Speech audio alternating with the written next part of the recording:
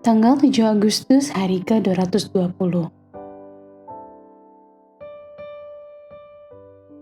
Refleksi dan penyembahan.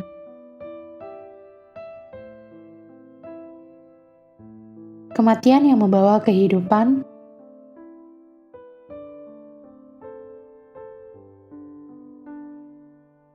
Kesabaran adalah pohon yang akarnya pahit, tetapi buahnya sangat manis.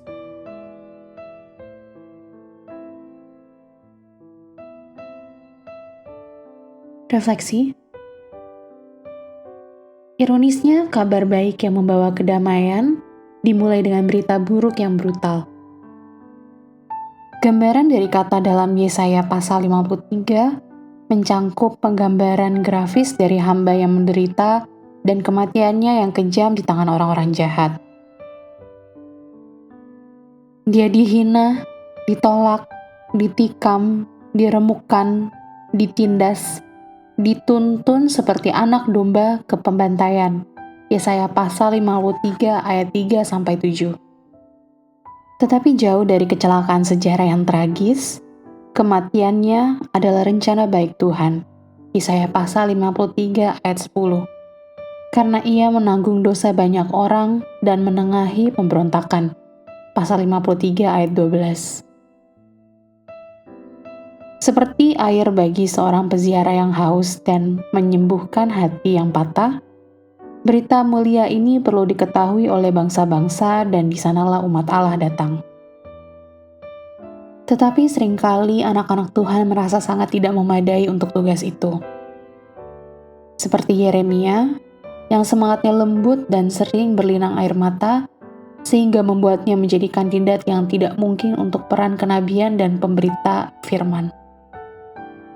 Untuk setiap alasan yang Yeremia bisa ajukan, Tuhan memiliki visi membangun iman tentang apa yang bisa terjadi melalui seorang pelayan yang patuh. Bahkan dalam menghadapi tuduhan palsu dan ancaman kematian.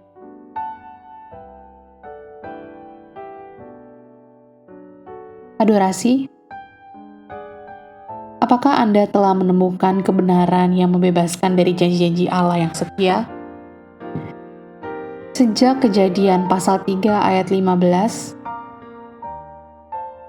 Allah berjanji bahwa suatu hari keturunan perempuan itu akan menghancurkan kepala ular, yaitu Mesias yang akan datang untuk menghadapi setan dengan pukulan telak dan menyediakan jembatan antara manusia berdosa dan Allah yang kudus. Janji itu pasti, tetapi perlu menunggu beribu tahun terjadinya.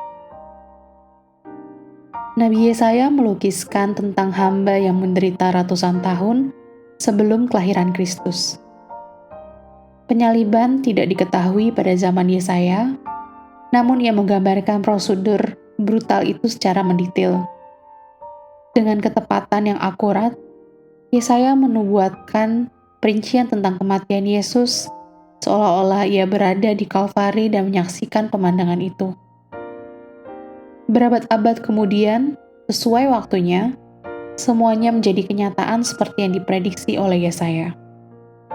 Dengan berlalunya waktu setiap tahun, janji itu semakin mendekat menuju pemenuhan, sampai akhirnya, tetapi setelah genap waktunya, maka Allah mengutus anaknya. Galatia pasal 4 ayat 4.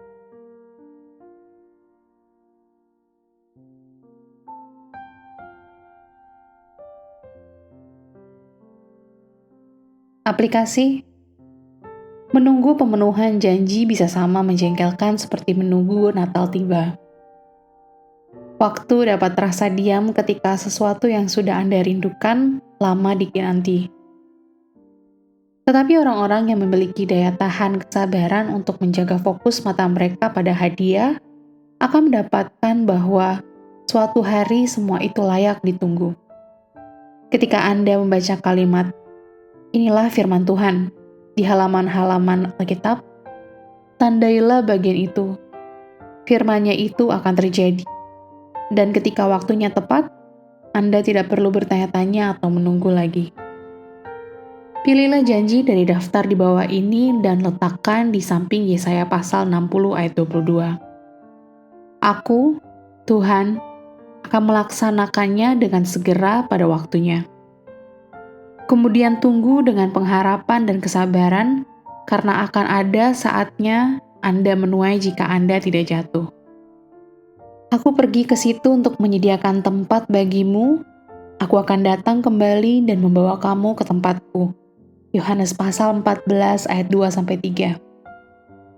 Aku tidak akan meninggalkan kamu sebagai yatim piatu. Aku datang kembali kepadamu. Yohanes pasal 14 ayat 18. Mereka yang telah meninggal dalam Yesus akan dikumpulkan Allah bersama-sama dengan Dia.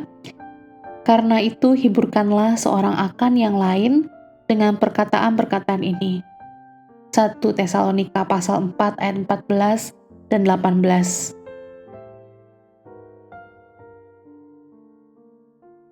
Amin. Tuhan Yesus memberkati.